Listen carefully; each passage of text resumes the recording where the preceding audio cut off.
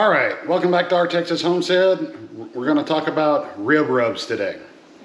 What rub you put on your ribs? Everybody has a little different one. The one I use, the one I like, the one I think is amazing, and you can actually mix it up and store it for a year, is right here. So let me bring you in so you can see what I'm doing.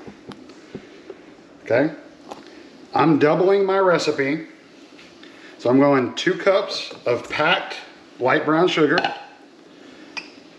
Then I have 1 tablespoon of chili powder, 2 tablespoons of ground mustard, 2 tablespoons of onion powder, 2 tablespoons of granulated garlic, or fine chopped garlic, whatever you want to do, 2 tablespoons of salt, a half a tablespoon of black pepper. Okay, just come in, mix it up. Easy.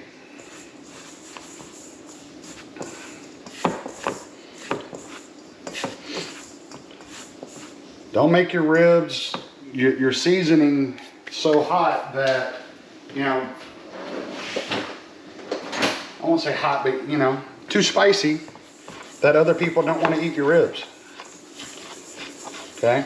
So always start out with a nice, smooth, really good tasting rub. And then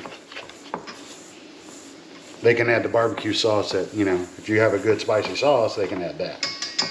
Okay? So all you have to do now, if you want to, store it in a jar, and you're good to go to keep this for a year for all your pork rubs, especially ribs.